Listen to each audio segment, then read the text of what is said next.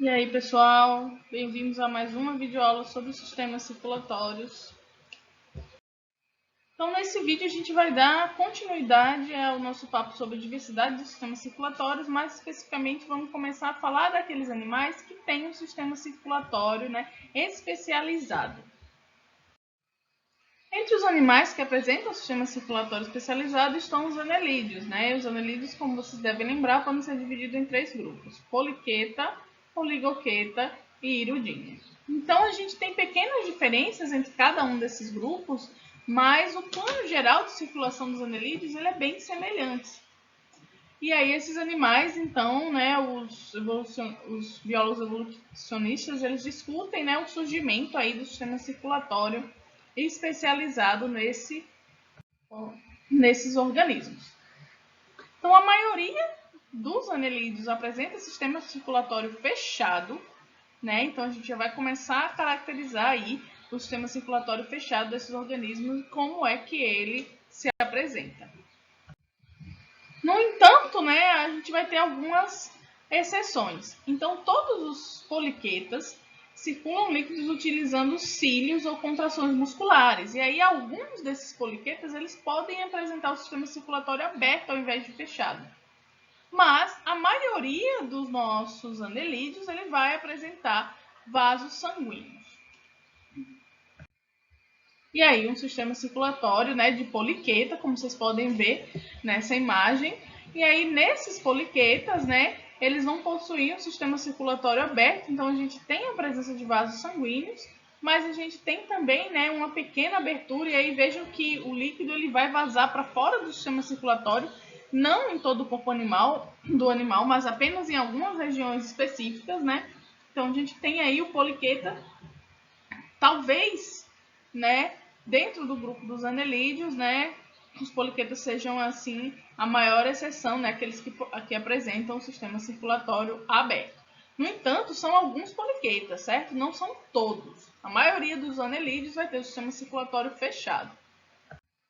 Mais ou menos como esse que a gente vê aqui nessa imagem. Então, a maioria dos anelídeos tem o sistema circulatório fechado e aí apresentam algumas bombas contráteis, Entre elas, os corações. Então, isso aqui é um sistema circulatório típico de minhoca, de oligoqueta.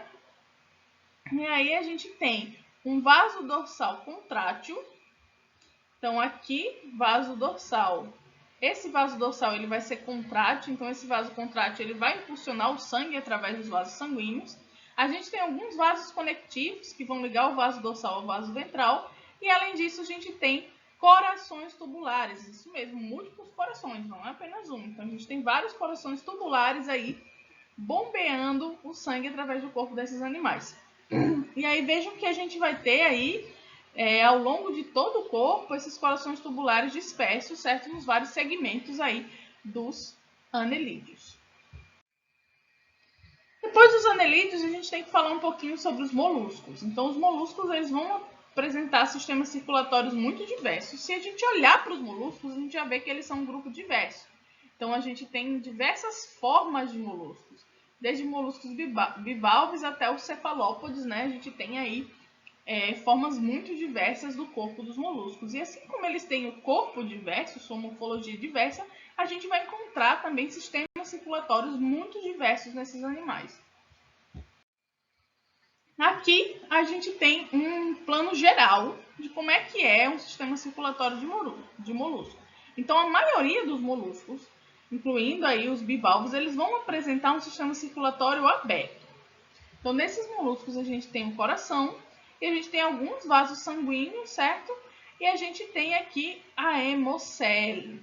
Então, a gente tem a circulação aí do líquido dentro desses vasos sanguíneos, desembocando aí nos seios do corpo, banhando as cavidades corporais e assim banhando os tecidos para permitir, a troca gasosa, para permitir a chegada de nutrientes nesses tecidos.